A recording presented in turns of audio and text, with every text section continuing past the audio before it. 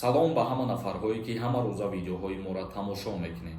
Дар мавзӯи вазъияти граница суҳбат мекунем.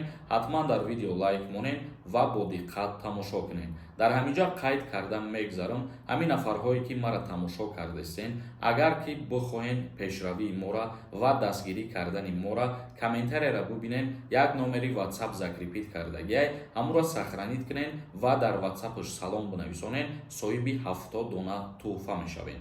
Хоб мавзӯи асосии имрӯзаро шурӯъ мекунем. Вазъият дар граница чӣ хел мебоша?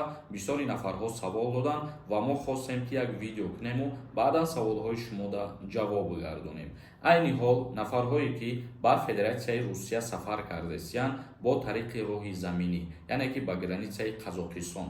Вазъият чӣ хеле ки буд, ҳамун хел мондагӣ ҳастай, яъне ки бо задержка гузаштаистанд шаҳрвандо ва саволҳои иловагӣ ва проверкаҳои иловагӣ роҳандозӣ кардагӣ ҳастанд. Проверкаҳои иловагӣ дар сарҳад бигем тафтиши ҳамун ҳуҷҷатҳое мешавад ки пештар мисол нафарҳое ки ному насаб иваз кардагӣ ҳастанд. Ҳамин ҷиҳата строго назорат кардастиянд. Ба ҳамин хотир вақте ки ному фамилияро иваз карданӣ мешавен, хубаш ки ному фамилиятонро иваз накунен ва бо роҳи ғайриқонунӣ вориди Россия нашавен.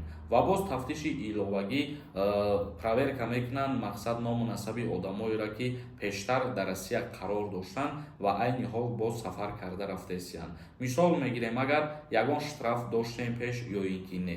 Ҳамин чизоро муайян мекунанд ва аниқ мекунанд. Доштани штраф ва наспоридани штраф ҳозир причина шида метавонад ки шуморо ба Россия роҳ натиҳанд. Ва боз як причинаи дигараш ҳамин мебошад ки нафарҳое ки пештар аз Федератсияи Русия ягон кредит доштанд, яъне ки қарз доштанд, ана ҳамин нафарҳоро бигем строго тафтиш кардастиянд ва агар ки муайян кунанд ки дар ҳақиқат шумо миқдори пули калон қарздор ҳастед ё ки штрафҳои пештар доштен ки ҳамон штрафҳоро пардохт кардагӣ нестен, ҳамиё сабаб шида метавонанд ки шуморо ба Федератсияи Русия роҳ натиҳанд ва обратно бигардонанд.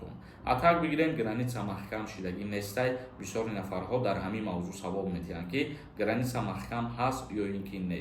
Граница агар ки маҳкам мешид, официально дар ягон ҷо нашр мекарданд ва барои шаҳрвандо огоҳ мекарданд ки аз сафар кардан ба границаи Қазоқистон худдорӣ кунед.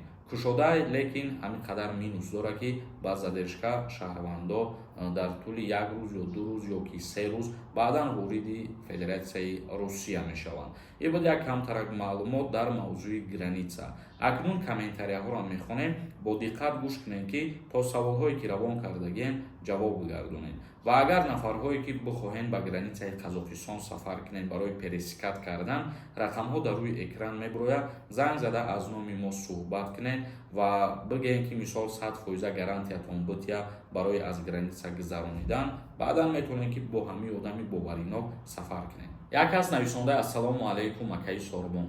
Оиди ҳамин нафарҳое ки суханҳои қабеҳ менависонанд, ягон фикр ақида надорӣ, ягон чӣ баён карданӣ нестӣ. Мо аҳамият наметиҳем аввал ки нафаре сухани қабеҳ менависона, мо ҳаволаи ӯро ба Худованд меспорем. Ва дуюми ин ки одаме ки мафкураи хуб дора ва ақли хуб дора, мисол агар ки ҳамин видеои мо маъқулам набошад, просто тамошо намекунад ва просто ягон чизам наменависонад. Ҳар касе ки сухани бад менависонад, Худованд худаш сариштааш мекунад. Ва инҷода ҳастанд нафарҳое ки тамошо мекунанд видеоҳои моро, мисол фикри ақидаи худшонро баён мекунанд ва боз ягон савол пешниҳод мекунанду мо баҳри ҳамон нафарҳо видео мекунем. Як кас нависонда: брат, ман выдворение дорам, гузашта метонам. Нафарҳое ки выдворение дорен, яъне ки шумо запрет на въезд мебошед. Барои ворид шудан ба Федератсияи Русия мутаассифона ба шумо иҷозат нестай. Муҳсин нависонда: ассалому алайкум акаи Сорбон. Дар мавзӯи ҳуҷҷатҳо ва отпечатки пальце амира мефаҳмондӣ, дар куҷо тафтиш кунем? Дар шаҳри Душанбе ҷои шиноснома ва раводид астай. Ҷои шуғли аҳолӣ мерен, ҳамунҷа дар изи ангушт меспорем. Барои пеш аз сафар кардан ба Федератсияи Русия и барои плюси хитон мебошад. Агар ки ягон нарушение боша, агар ки ягон запрет дошта бошен, дар ҳамунҷа мегӯям ба шумо сарсону саргардон шида билет харида намерем ба Россия. Як кас нависонда: бренд хизмат кунед, мардак нестен шумо.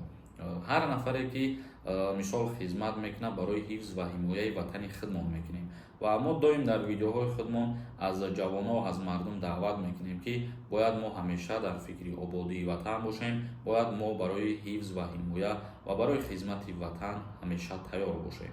исмоилҷон нависонда: салом акаҷон, мегуфтен судими имина кадом судимиз дар назар доред? Илтимос акаҷон ответ жду. нафарҳое ки доғи судӣ доранд, яъне ки уголовни кодекс хати ягон ҷиноят содир кардагӣ ҳастанд, ҳамин нафарҳорам бисёрша аз раисҳо дар Федератсияи Русия гардондесиянд, яъне иҷозатшон надодесиянд ки ба Россия ворид шаванд. манон нависондай: салом акаи Сорбон, гуфтӣ ки регистратсия ва патент ҳатмие. дар ҳолате ки регистратсия тоқа дошта бошӣ ва патент надошта бошӣ, инам ягон нарушения мешавад? бале бародари азиз, вақте ки шумо ба нияти кору фаъолият кардан Россия мерен, шумо уҳдадор ҳастед ки мақсад патент бигирен ва регистратсия кунед. ба ин чизҳо иҷозат нест ба шумо барои кор кардан ё барои иқомат кардан. як кас нависонда: ассалому алайкум, ака созем, патент 6 моҳ платид накарда, ӯ граница равад, мегардонанд ё ин ки не?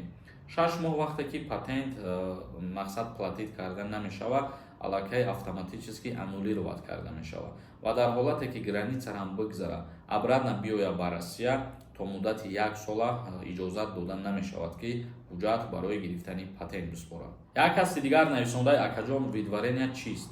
ба ман фаҳмонед, депортай ё ки не? ман нафаҳмидам.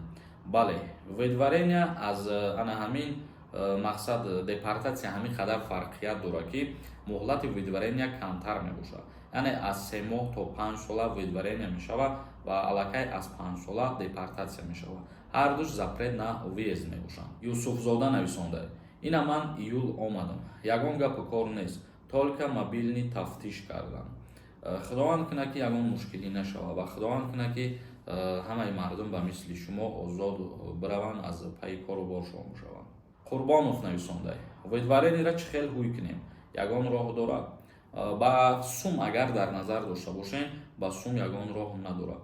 касе ки ваъдатон бутия ки ба сум видварениро кушода мекунем, ин ягон асос надорад, барое ки ба сум кушода намешавад. як кас нависонда: ассалому алайкум бародар, аз золотая корона қарздор бошӣ, чӣ мешавад? аз золотая корона агар ки миқдори қарзи шумо калон набошад, шумо метавонед ки бибуред, мисол вақти омадантон ягон проблема намешавад. агар ки миқдори калон бошад, вероятност ҳастае ки шуморо аз рейс бигардонанд. қиём нависондай: салом акаи Сорбон, мегуфтӣ ки без загранпаспорти российский ҳозир баромада мемонанд ё ки не?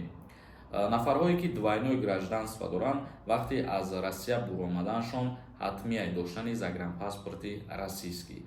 без загранпаспорти российский имконият ҳаст ки шуморо аз рейс мегардонанд. хоб, тамошобинони азиз ва гиромӣ, имрӯза навормона ҷанбаст мекунем. то видеоҳои дигар, худованд ҳамаи мо шуморо нигаҳбон бошад.